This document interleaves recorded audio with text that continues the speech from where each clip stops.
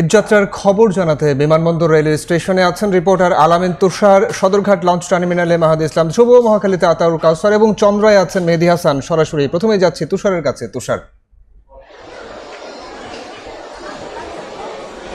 বিমানবন্দর রেলওয়ে স্টেশনে আমরা কিন্তু দুপুর থেকে আছি এবং দুপুর থেকেই কিন্তু যেহেতু গার্মেন্টসগুলো আসলে নারায়ণগঞ্জ বা অন্যান্য জায়গার গার্মেন্টসগুলো ছুটি হয়ে এসেছে, তারপর থেকে কিন্তু ভিড়টা আসলে বাড়তি আমরা দেখছি। আসলে প্রতিটি ট্রেনের ছাদে মানুষজন ছিল। কিছুক্ষণ আগেই কুড়িগ্রামের উদ্দেশ্যে ছেড়ে গেছে কুড়িগ্রাম এক্সপ্রেস, সেই ট্রেনটির প্রতিটি বগির ছাদেই কিন্তু আমরা মানুষজন দেখেছি এবং এখনও যারা আসলে অপেক্ষা করছেন বেশিরভাগই আসলে উত্তরবঙ্গগামী যারা আসলে যাত্রীরা রয়েছেন, তারা কিন্তু কিছুক্ষণ পরেই পঞ্চগড়ের উদ্দেশ্যে ছেড়ে যাবে পঞ্চগড় এক্সপ্রেস, সেটিও কিন্তু কিছুক্ষণের মধ্যে চলে আসবে, একটু আগেই ঘোষণা করা হয়েছে। এর বাইরেও যদি আমি বলি, এরপর চট্টগ্রামের উদ্দেশ্যে মহানগর এক্সপ্রেস যে ট্রেনটি সেটি রয়েছে, তারপরে লালমনি এক্সপ্রেস, তারপরে উপবন এক্সপ্রেস, হাওড় এক্সপ্রেস, পদ্মা এক্সপ্রেস এভাবে রয়েছে। এর বাইরেও মোহনগঞ্জগামী যারা যাত্রীরা রয়েছেন তারাও আসলে মোহনগঞ্জ এক্সপ্রেস যেই ট্রেনটি রয়েছে সেই ট্রেনটির জন্য অপেক্ষা করছেন।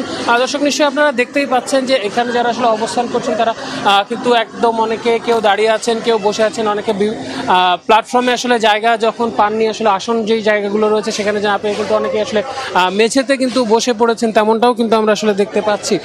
এবং আমরা যখন এখানকার মানুষজনের সঙ্গে কথা বলছিলাম, তারা বলছিলেন যে আসলে যারা অগ্রিম টিকিট পেয়েছেন তারা তো পেয়েছেনই, যারা আসলে অগ্রিম টিকিট পাননি তাদের জন্য যে বাড়তি যে 25% স্ট্যান্ডিং টিকিট বিক্রি করা হয়েছে সেই জায়গা থেকেও কিন্তু তারা আসলে এসেছেন। এবং রেলওয়ে কর্তৃপক্ষ আমাদেরকে যেটা বলছিলেন যে 25% টিকিট যদিও রাখা হয়েছে, তারপরও মানুষজন যেহেতু অনেক বেশি এবং শেষ মুহূর্তে মানুষজন আসলে যেতে চান, সেই জায়গা থেকে আসলে অনেকটা তারা বাধ্য হয়েই আরও বাড়তি কিছু টিকিট তাদেরকে দিচ্ছেন। যদিও তারা আসলে চেষ্টা করছেন যেন যাত্রীদের খুব একটা ভোগান্তি না হয়, সঙ্গে যারা আসলে বাড়ি আর পানে যাচ্ছেন তাদের কেউই যেন আসলে আশাহত না হন, সবাই যেন আসলে কোনো না কোনোভাবে আসলে তাদের বাড়িতে আসলে পৌঁছতে পারেন, এমনটা জায়গা থেকে কিন্তু কর্তৃপক্ষ তাদের জায়গা থেকে সর্বোচ্চ চেষ্টা করে যাচ্ছে, এমনটাই আমাদেরকে জানানো হয়েছে।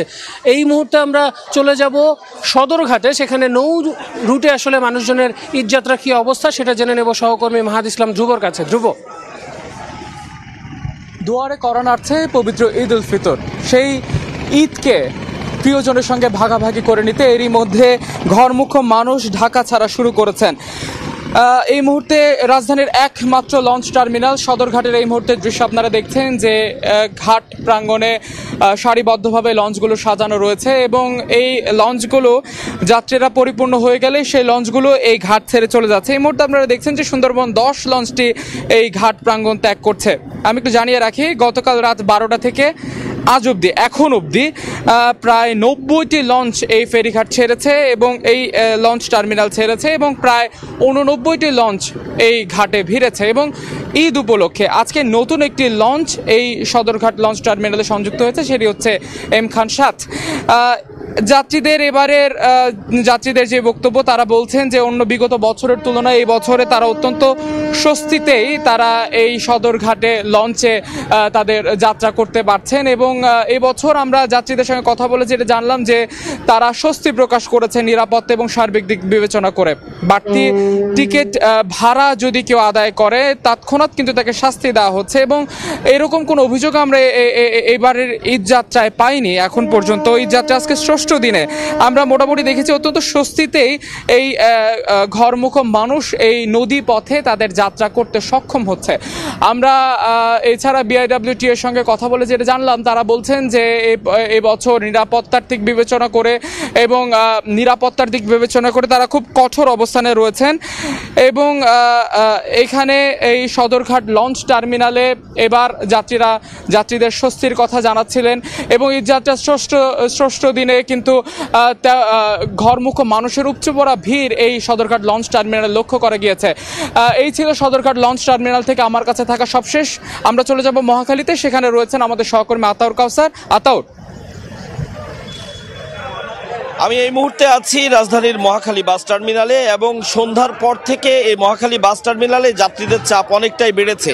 আমরা এর আগে বিকেলে এই মহাখালী বাস টার্মিনালে এসেছিলাম, সে সময় আসলে খুব একটা চাপ দেখা যায়নি, যদিও তার আগে অর্থাৎ সকাল থেকে বিকেল 4টা পর্যন্ত যাত্রীদের চাপ বেশ ভালোই ছিল, এমনটাই আমাদের জানিয়েছিলেন এখানে কর্মরত যারা আছেন তাদের অনেকেই। তো আমরা সে সময় যাত্রীদের চাপ তেমনটি না দেখলেও সন্ধ্যার পর থেকে চাপ বেড়েছে। এর একটি অন্যতম কারণ হচ্ছে অনেকেই আসলে পর্যায়ক্রমে ছুটি পাচ্ছে, অনেকের ছুটি আগামীকাল থেকে শুরু হবে, অর্থাৎ আজকের কর্মদিবসে আজকের কাজ শেষে অনেকেই তাদের গন্তব্যে যাচ্ছেন ঈদের ছুটি কাটাতে পরিবারের সাথে। এবং অনেকেই বলছেন যে অনেক দীর্ঘ সময় ধরে তারা আজ মহাখালী বাস টার্মিনালে বা আমরা অন্যান্য জায়গায় গিয়েছিলাম, গাবতলী সায়দাবাদে গিয়েছিলাম, সেখানেও তারা বলেছেন দীর্ঘ সময় ধরে তারা বাসের জন্য অপেক্ষা করেছেন, দীর্ঘ সময় পরে তারা টিকিট পেয়েছেন বা টিকিট পেলেও হয়তো তারা যে কাঙ্ক্ষিত বাসে যাবেন সেই বাসটি এসে পৌঁছায়নি, যে কারণে অনেককে 2-3-4 ঘন্টাও অপেক্ষা করতে হয়েছে। তো এই অপেক্ষার ব্যাপারে যাত্রীরা বলছেন অপেক্ষা কষ্টকর হলেও রোজা রেখে রোদের মধ্যে অপেক্ষা করেছেন, অনেকে যথেষ্ট কষ্ট পেলেও কষ্ট শেষে তারা যে পরিবারের সাথে ঈদ করতে যেতে পারছেন বা ঈদ করতে যাবেন এই আনন্দ তাদের মধ্যে রয়েছে। এবং তারা আশা করছেন যে বাকি যে যাত্রাটি অর্থাৎ ঈদের বাস যাত্রা যে বিষয়টি রয়েছে পথেও তারা নির্বিঘ্নে যেতে পারবেন, কারণ এমনটি আসলে আমরা শুনেছি যে খুব একটা যানজট কোনো হাইওয়েতে দেখা যায়নি, যার কারণে যাত্রীরাও আশাবাদী যে বাকি পথটুকু তারা নির্বিঘ্নে যেতে পারবেন। তো সায়দাবাদ গাবতলীতেও আমরা গিয়েছিলাম, সেখানকার দৃশ্য অনেকটা একই, দিনভর কিছুটা চাপ থাকলেও তারপরে বিকেলের দিকে চাপ কমে গিয়েছিল, সন্ধ্যার পর থেকে আবার যাত্রীদের চাপ বেড়েছে। তো এটি ছিল মহাখালী বাস টার্মিনালের চিত্র। যেহেতু বলছিলাম যে রাস্তায় গাড়ির চাপ রয়েছে, সেই চাপের বিষয়ে জানতে মহাখালী চন্দ্রায় আমাদের আরেক সহকর্মী আছেন মেহেদী হাসান, চলে যেতে চাই সেখানে।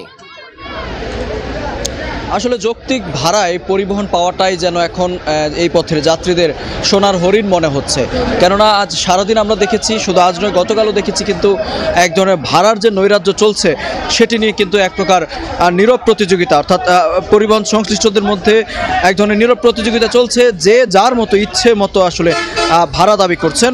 যদি জানিয়ে রাখি যে এই পথের উত্তরবঙ্গের গামী যে 22 জেলার মানুষ, তারা যদি একটু আপনাদেরকে উদাহরণ দেই যে রংপুর অঞ্চলের ভাড়া কিন্তু ঢাকা থেকে 800 থেকে 900 টাকা নির্ধারণ করা হয়েছে, সেই ভাড়া এই মুহূর্তে চন্দ্রা থেকে 1000 থেকে 1200 টাকা পর্যন্ত নেওয়া হচ্ছে। কোনো কোনো ক্ষেত্রে এসি বাসের ক্ষেত্রে কিন্তু ভাড়া আরও দ্বিগুণ। সুতরাং এই বিষয়গুলো বিবেচনায় নিয়ে যাত্রীরা কিন্তু আমরা দেখছি পর্যাপ্ত পরিমাণে গাড়ি থাকা সত্ত্বেও তারা কিন্তু এখানে অপেক্ষা করছেন কখন আসলে কোন গাড়িটি আসলে একটু কম দামে ভাড়া আসলে আদায় করবে, সেই লক্ষ্যে কিন্তু তারা অপেক্ষা করছেন কখন আসলে তাদের দামের মধ্যে তাদের কম দামে একটু যেতে পারবেন, সেই বিষয় বিবেচনায় কিন্তু তারা, আমরা যেমনটি দেখেছি যে আপনার এই ট্রাকগুলো রয়েছে, বিশেষ করে বাসের ছাদে রয়েছে, বেশ কিছু টাকা কমে কিন্তু যাওয়ার জন্য তারা এই ঝুঁকিগুলো নিচ্ছে।